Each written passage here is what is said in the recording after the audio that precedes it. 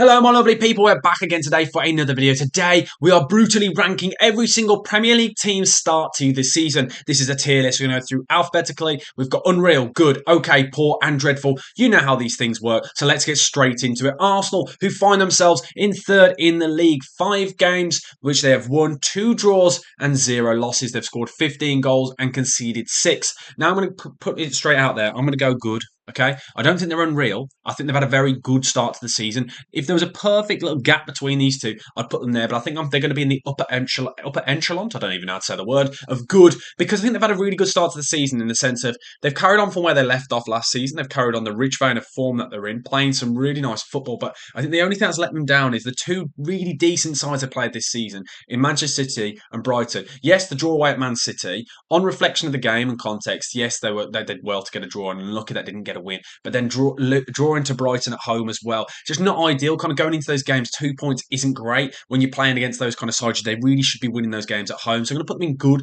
even though they've had a solid start. They're still within a point of the top of the league. But I just think with the kind of run they've had, I think they've had some nice games so far this season. So I'd probably say maybe they should have got 1 extra win. But yeah, that's what we're going to start off with. Then we've got Bournemouth, who find themselves in 13th spot. 2 wins, 2 draws, and 3 losses. Now, I think Bournemouth, is one where you've got to apply context to them, because I think when you look at Bournemouth and you kind of look at the games that they've lost, yes, I know they lost against Leicester, but they beat Southampton. They lost to Liverpool. They've lost to Chelsea. They beat Everton.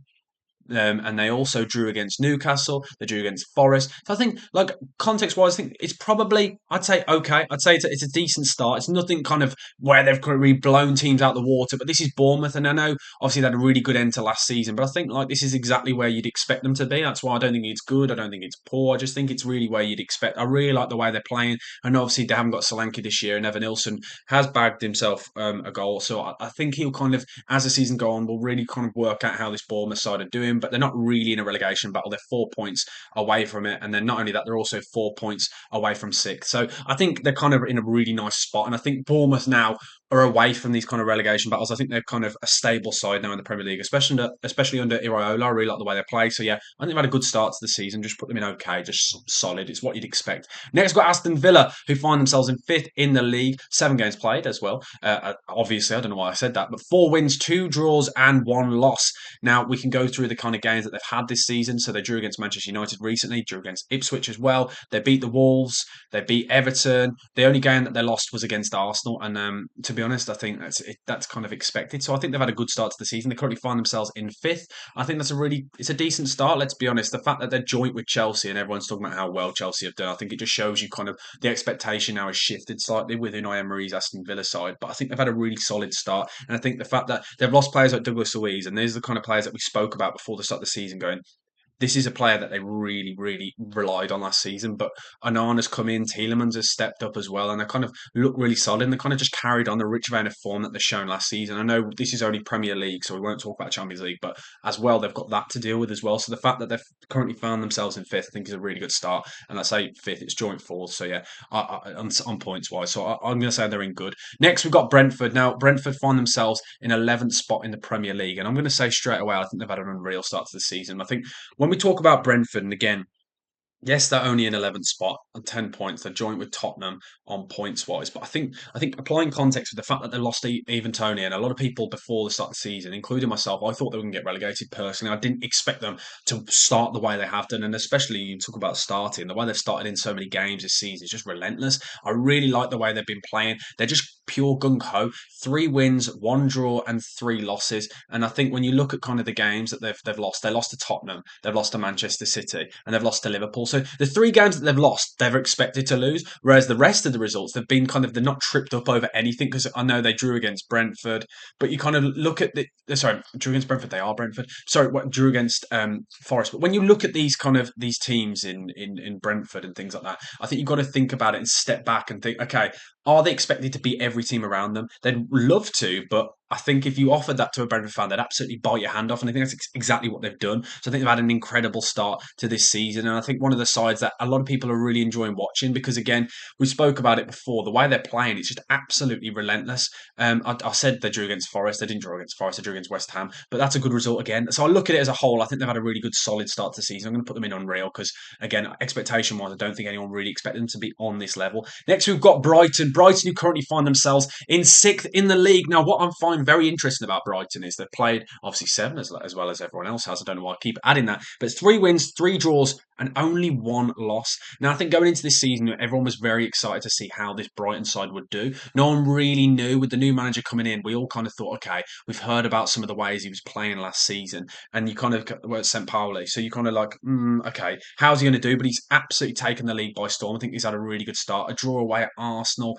Yes, there's probably too many draws, but I think it's a good start. I'm going to put them here. I'm also going to move Villa above the Arsenal because I've just looked at that there. I think I like that, and I think again the fact that they're in and around with 12 points, I think it's a good solid start. I think the only worrying sign for them is the way they're conceding. They've conceded 10 goals this season, so I think they probably need to become a bit more assured at the back. But overall, I think it's a good start. Like there's been some really impressive results. I think it's back to that Everton game where they absolutely demolished them. Players like Minter really stepping up for this Brighton side, and I'm excited to see how they kind of carry on throughout this season. But yeah, really solid start from them. I'm really enjoying watching them. Next, we have got Chelsea. Now I'm going to put them straight away number one in Unreal. Now, I think again, context is massive when talking about Chelsea because they currently find themselves fourth in the league on 14 points, joint with Villa. But I think the difference is between them and the Villa is no one knew what to expect from this Chelsea. So going into this season, no one had a clue. Maresca ball was kind of spoken about very odd because I'm a West Brom fan, so I saw a lot of Leicester last season in the Championship, and they were kind of a side where we spoke about the fact that they're playing some really nice football, but they had no plan B. Whereas this season they're looking really good. They're moving, changing formations. It's actually for once now you look at this Chelsea side because this is one thing.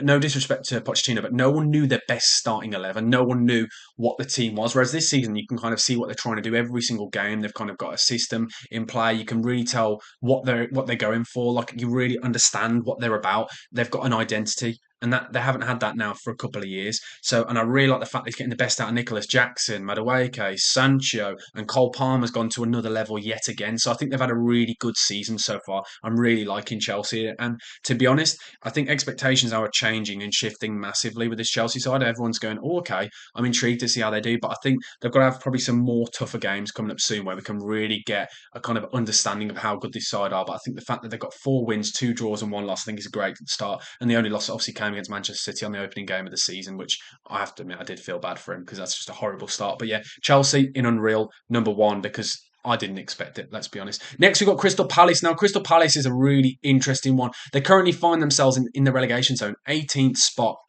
They've scored 5 goals and conceded 10. They've literally got 3 draws. Now, I have to admit, I'm going to put it in dreadful. And I know a lot of people will say, oh, okay. Well, I think there's been some really telling signs. I thought the recent interview that Glasner did was quite telling. And I thought the fact that he said he implied that his team needed to be humbled. Maybe we needed these results because last season when he came in, they had a ridiculous manager bounce. Like the fact that they grew towards the end of that season so fast and climbed the table, ended up going above Brighton. It kind of came out of nowhere. No one really expected it. But I think what was massively helped is the fact that he had Elise and Eze and Mateta all firing together and they're all fit at the time. Whereas now he's kind of made some more signings and they've lost Anderson as well, which I think is a massive part. And Lacroix, I think he's a good player, but they're lacking that leader in the defence currently. Because I think Gay, I talk about this all the time, was a leader by example. Whereas you could see Anderson was marshalling the defence, playing those long diagonal balls as well to your likes of Eze in the space and Elise and things. Mateta hasn't really been firing. And Ketia sometimes been playing out on the right, which was found a bit interesting, a bit odd. Ismail Assar really hasn't hit the ground running yet. So I just think it's just a bit of an awkward time. And I think it's a weird one with Crystal Palace because this is going to be kind of those teams where we go, oh no, they'll get away from it. They'll climb away. They'll move away from the relegation zone. But you can't keep playing the way that they have done. So I don't think their performances have been very impressive at all, really. So yeah, I do worry for them. I've been really surprised at how poor they've been. Next, we've got Everton who find themselves in 16th spot, 1 win, 2 draws, and 4 losses. Now, this is an interesting one because Everton, when we talk about Everton, we talk about how good they are defensively. They conceded 15 goals this season. Bear in mind, that's the same amount as Southampton. I think they look more impressive as the season's gone on. So they started off really poorly, but recently they've put in some really good results. And I know Dyche questioned the mentality of the side of the fact that they kept getting goals ahead and then bottling the leads, which was really odd. Specifically, I think back to I'm trying to think of the game now. I've just had a complete moment. The Aston Villa game when they were away at Villa and they were 2-0 down going into the last few minutes, and you just knew what was coming with this Everton side. So I do worry in that sense, but I do think they'll pull away because I think the fact that they've got some points on the board and they've actually finally got a win, and I think recently their performance has been a lot better. So I can go through their recent results and just to kind of explain my logic. 0-0 against Newcastle, great result. Beating Crystal Palace, and I think that's kind of the games. These are the games. So the last three games, Everton played against Leicester away, Palace at home, and Newcastle at home. And the fact that they got 5 points from those three games is those are the kind of results, and I think that really tell how they'll do this season because you've got to beat or get results around the teams against you. And the fact that they did that against Leicester and Newcastle, which is a brilliant result, getting a clean sheet as well, that's what they needed massively. And I think that was probably more telling than the point itself because it just showed, okay, you know what, we can actually defend because that's one thing they were really proud of last season, whereas this season they've looked really poor. But then since Branthwaite's come in, I know he only just literally came in the last game, you kind of already seen the improvement straight away. But yeah, I think they're going to be okay. I think it's probably poor, but I'd say it's pushing towards okay because it's not the end of the world. The fact that they've somehow been able to pull back some points, 5 points from 7 games, isn't obviously ideal. I'd say it's poor, but it's not horrific. But I do think, as I said, they'll pull away there. I think it's a solid. Next, we've got Southampton. I wish I could put them right at the end here. Southampton really annoying me so far this season. They got that 1 point against Newcastle, where really Newcastle had 10 men. They should have beaten Newcastle, let's be honest, kind of going into that game. When the red card was done so early for I think it was Fabian Schär on the kind of head clashing with Brereton Diaz, that was kind of the telling sign that Southampton just aren't going to get any results this season. And they've been playing so naively. And I spoke about it already. I don't know if it's naive or it's just arrogance. The fact that they keep on trying to play out from the back, it just does not work quite clearly. And the fact that they're going to these big sides and trying to pass out from the back, it is just horrific to watch. It's just not good enough. Like you think about the way they were trying to play against Arsenal away, it's just absolutely ludicrous. The way they're trying to play, it's just not going to keep them up in the Premier League. And I spoke about the fact that I think about that last game in the playoff final when they played against Leeds and they were a little bit more defensively astute. They're kind of a little bit more sensible going into the game, got a result. And I thought, do you know what, actually, he might carry this on this season, but no, he's gone back to the expansive football they're trying to play. That, to be honest, they're conceding goals for fun in the Championship. I remember that game against, I think it was Norwich when it was 3-3. It was absolutely horrific defensively, and the fans were fuming with Bazunu and things like that. And I was saying, no, I know now he's not playing in goal, but kind of the way they were playing, there was the telling signs last season in the Championship, and the fact that he's believed that he could just come to the Premier League and carry on passing out from the back is just horrific. The most errors leading to goals already in the Premier League. It's just not good enough, and I think it's just really frustrating to watch them because you just want to just give somebody a knock on the head and say, just hit the ball long. You don't have to do this. You're just literally inviting other teams onto you. It's just not good enough, and the fact that they've only scored 4 goals, the lowest scoring side in the league, I just can't see where the goals are coming from, if I'm honest. But yeah, really poor start. I'm really disappointed with them. Next, we've got Fulham, who find themselves currently in 8th spot, and I think they've had an unreal start to the season. Another side that a lot of people were kind of predicting that we're going to have a really bad start. Jake on the podcast that I run, it's called the Book Out Sam Talks About podcast, go check it out, said that he thought they were going to get relegated, spoke about some of the signings, spoke about the team itself, losing Palhinha, but do you know what? They've surprised us all. And Anderson, I think, was an incredible signing because he was great for them when he was on loan a few years back. But you kind of know exactly what you can get from him. Yes, I know he's a little bit older, but he marshals that defence. I spoke about the fact that it's interesting to see Anderson's made the switch from Fulham to Palace, and look where Fulham are, and look where Palace are. It just shows you how important leaders are in the defence. And he's not just a ham and egger. He doesn't just kick it and try really hard. This guy's a really decent footballer, and I think that kind of really goes unnoticed and under the radar. One of the best centre backs in the league, in my opinion. But yeah, Fulham have absolutely been colossal this season.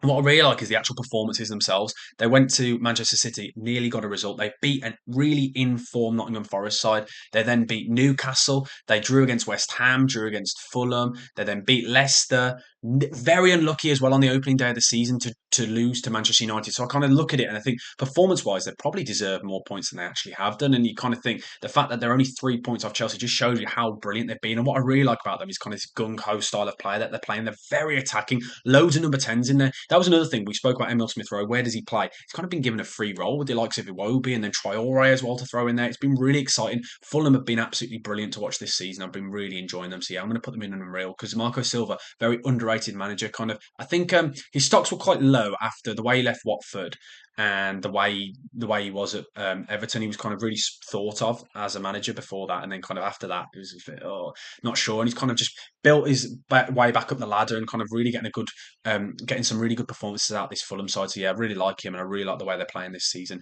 Next, we've got Ipswich, who find themselves just outside the relegation zone on 4 points. Now, if you look at them as a whole this season, I kind of, again, another side where we spoke about what do we expect from this Ipswich side. Well, they've got no wins, 4 draws, and 3 losses. So I don't think it's horrific, but let's go through the kind of results that the games they've had, because I think that's kind of the telling sign. Because we'll start off because they've not had an easy run. Their opening fixture against Liverpool, yeah, not helpful. Then against Manchester City. Then they drew against Fulham, good result. They drew against Brighton, another good result. They drew against Southampton, which really they probably should have tried to have win that game. They then drew against Ipswich, and then they got battered by West Ham. But it's a weird one. I think it's an okay start. I'd say no, it's poor. I'd say it's poor. It's not ideal. Now a lot of people probably get onto me and go, it's no, you can't talk like that. You can't say that. This is a new side. And they've had a difficult run. Yes, they've had some really tough fixtures. But I think the kind of game against Southampton is a game that they have to be winning if they want to stay up in this league. And I think yes, it feels a bit harsh, but they needed to have won that game, and then I'd put them in okay. But the fact that they only got a draw against this Southampton side that have just looked really, really poor, I just have to put them in poor. I just think it's just a bit disappointed. I just want a little bit more from them. Yeah, so I'm just a little bit disappointed with that kind of result from Ipswich. But you know what, I'm going to put them above Everton though when we're talking about poor, because I think they've been okay. But yeah, just everyone's going to play the same teams. Don't get me wrong. So I know people say, "Oh, you can't talk about the running," but I think the running applies a bit more context. And the fact that they're outside the relegation zone, I think, kind of puts them in and around here. But I just expect a little bit more from them, if I'm honest. And that result against West Ham was really not ideal going into the international break. Next, we've got Leicester City. Now, Leicester City find themselves on 6 points, currently in 15th in the league. Now, they've been quite an interesting side. Like, I know a lot of Leicester fans weren't too pleased with the way they started under Steve Cooper, but they've had some decent results. Opening fixture against Tottenham, getting a draw, losing to Fulham. Then they lost to Aston Villa. They drew to Palace, drew to Everton. But they beat Bournemouth, and I think that result against Bournemouth was absolutely huge. Getting that first win on the board, because I don't think you realise when you look at the teams in and around the bottom, the fact you've got Ipswich, Palace, Southampton, and Wolves all without a one single win on the board, and the fact that they got that win on the board, I think is just kind of, not only did it obviously help them get up the league and it's 3 points on the board, but I think it's the mentality I think that it gives them, kind of that extra added confidence to kind of push themselves away from those other sides. I think it's more than just 3 points. It's on a deeper level. I think it's massive. So I'm going to say they've had an okay start to the season, a side that a lot of people had to kind of go down. But I think 6 points from 7 games, I don't think is a bad start. But I do think kind of their performance against Arsenal was quite good. I know the goalkeeper had probably one of the best games I've ever seen a goalkeeper have. I know the XG was probably, I think it was around 5 goals, and he kept so many out. It was ridiculous. But yeah, I think it's an okay start. Kind of, I think we'll kind of see how they really are going to do as the season goes on. But yeah, not a bad start from Steve Cooper's men. Next, we've got Liverpool. Liverpool, I'm going to put in at the top of unreal. I think you've got to. The fact that they find themselves top of the league going into the international break with the best goal difference in the league. The fact they've only conceded 2 goals is absolutely ridiculous. And I think what's really interesting, and I know we spoke about Arnie Slot and how he would do with this Liverpool side, and a lot of people are expecting a bit of a fall off, but it's just quite intriguing and interesting to see how kind of the differing style of play and kind of slightly different roles from certain players, like Szoboszlai playing as a little bit more attacking in that role, Gravenbach playing absolutely incredible in the holding midfield role, Diego Jota up top really playing well, Salah carrying on his form, Trent coming inside quite often, and you can see this kind of a lot more defensive structure with this side. It's a little less gung-ho and a little less crazy, which I think has been really interesting for this Liverpool side. But I do think they've had a nice run of games, and their run coming up now is absolutely horrific. Now, this will just tell you how decent this side is. Next, got Chelsea. You ready for this? Chelsea, I'm going to read it in genuine order. Chelsea at home, Leipzig away, Arsenal away, Brighton away, Brighton at home, Leverkusen, Aston Villa at home, then Southampton, but then it gets worse.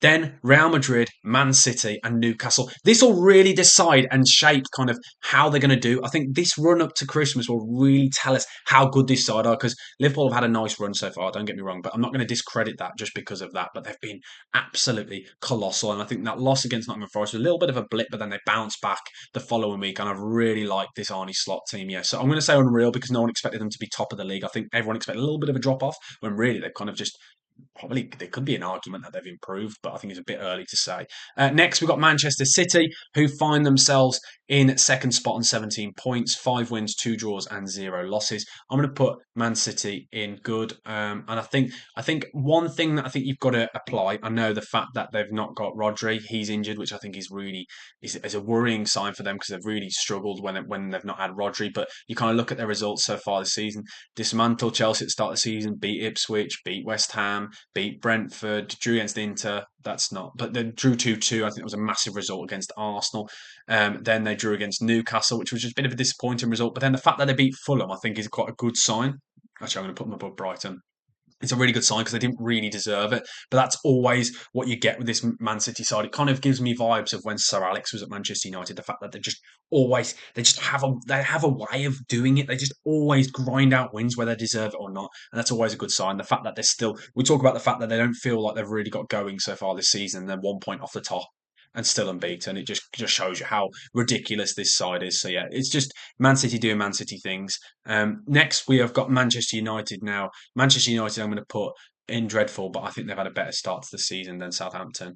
Now, it's quite interesting the fact that they're on 8 points. They've got 2 wins, 2 draws, and 3 losses. It's been one of the, if not the worst starts. I think it's the worst start in the Premier League era for Manchester United. I think the worst start since 1989, I think is the quote that I read earlier. So you kind of look at the results. They beat Fulham opening day of the season. They lost to Brighton. Then they lost to Liverpool and got battered. They then beat Southampton, which I think was a result that kind of needed to come. They then drew against Palace, which was a really stinky result. Then they lost to Tottenham and got absolutely battered. And then they drew against Aston Villa. And I think that draw against Aston Villa kind of was huge. It was kind of survival mode, is what we saw from that Man United game. It's kind of they desperately needed that draw to kind of keep Ten Hag in his job, is what I kind of gauged from it and what I kind of felt from the game. But overall, it's not been a great start. And I know a lot of people, there's rumours constantly about whether he's getting the sack and things, but we don't know yet. It's too early to call. And the Ineos group looked like they had a big meeting, but then it kind of looks like, no, it was just this planned meeting, so you don't know. But yeah, it's been a dreadful start. I don't think you can kind of give it a positive twist. This is Man United. I know the quote. This is Man United. Like they should be doing better than what they're doing currently. So yeah, not great. Next, we've got Newcastle United, who currently find themselves in seventh in the league. 3 wins, 3 draws, and 1 loss. They've got a goal difference of 1. They're not really scoring as many as they used to. So I'm going to say that it's an okay start to the season because I think context-wise, we expect more from this Newcastle side. And I think what was really telling at the start of the season when they started off really well, but they were performing really badly. And a lot of Newcastle fans saying this is bizarre. Like this is some of the worst football we played, and we're still in and around the top. So I think like the recent results, quite a few draws and a loss as well. I think it kind of just shows you kind of the level that they're at. But seventh spot is a really solid. Really solid. It's probably what I expected now from Newcastle. Yeah, so it's an okay start, but I just want a little bit more from them. I feel like they've got another gear and another level that they can go to. But yeah, it's not bad. It's just okay. It's just expected. I think expectation. I think that's what that should be. Yeah.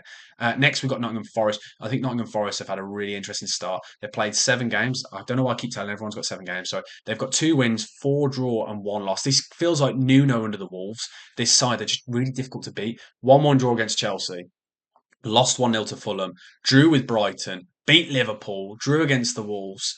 Then they beat Southampton. They drew against Bournemouth. And you look at it, and I think, again, this is why I think is interesting. Kind of the games where they're expected to win, they're not losing, which I think is a really good sign. And then nicking that win against Liverpool was just historical. So I'd say they've had an unreal start because, again, this is another side that a lot of people were kind of interested when looking at the start going, how well is this side actually going to do? Can they stay up in the league? A lot of people thought they were going to be in and around the relegation zone, but they're clear of it at the moment. They've got 10 points, so they're literally only 4 points off Chelsea, and they're 7 clear of the drop zone. So I think that's a really good start. Actually, you know what? I don't think it's unreal. I'm going to put them at top as good. Top of good, because I think kind of, yeah, I'm going to leave it there because there's probably too many draws. That's what I'm going to say, yeah. But I think they're having a really solid start, and I've been really excited watching them. They're playing some really nice football. It's very direct, which is quite exciting because there aren't many teams that play like Nottingham Forest. So yeah, I'm going to put them there. And you see Morgan Gibbs White as well getting in the England squad, which is a good sign to see so far as well this season. Next, we've got Tottenham Hotspur. Now, Tottenham Hotspur is a really weird one. Now, we talk about Manchester United being in a crisis.